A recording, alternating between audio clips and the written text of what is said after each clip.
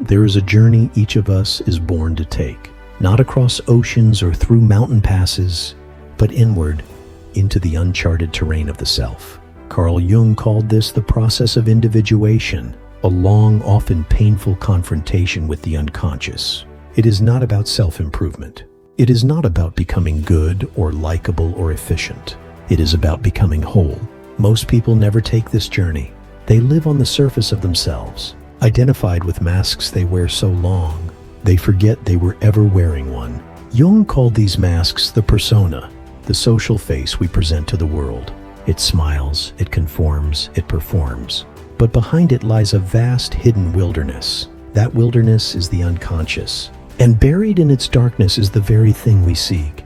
Not pleasure, not power, but the truth of who we are. Not who we were told to be. Not who we pretended to be to survive, but who we were before the world told us otherwise. The first step is disillusionment.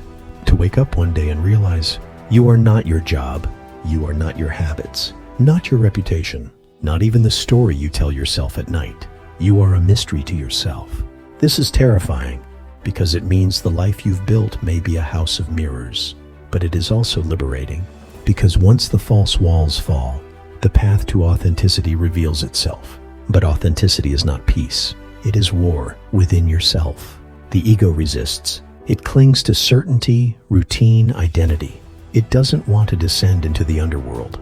But Jung knew, just like the myths of old, that only by descending do we rise. Think of Dante entering the inferno. Think of Inanna, stripped of her power in the underworld, or Christ descending before resurrection.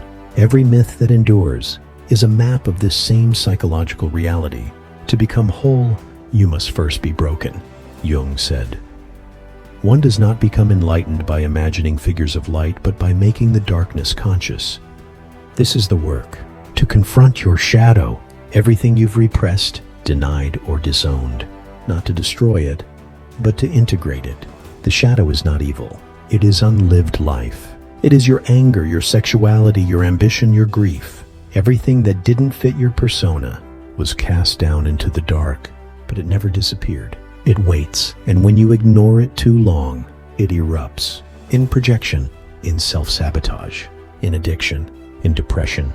Individuation demands that you meet the shadow, eye to eye. Not as an enemy, but as a part of yourself you are ready to reclaim. The parts of you that hold pain also hold power. This is not a linear path. It is spiral. You return again and again to old wounds, each time deeper, with more awareness, more compassion. Slowly, your inner landscape changes. Dreams become oracles. Synchronicities flicker like cosmic breadcrumbs. Life begins to whisper meaning where before there was only noise. This is the language of the unconscious. Symbol, image, archetype. Jung believed the psyche is not random. It is mythic. At the center of the unconscious lies the self, not the ego, but a deeper organizing force, an inner god or center that draws you forward like a magnet draws iron. The self calls you toward integration, toward union of opposites, masculine and feminine, light and shadow, chaos and order. This is not perfection. It is complexity embraced. It is paradox lived. You begin to understand that your anxiety was not meaningless. It was a signal that your depression was not failure. It was initiation. The dark night of the soul is not the end. It is the space where the old self dies and the true self is born. But here is the great tragedy of modern life.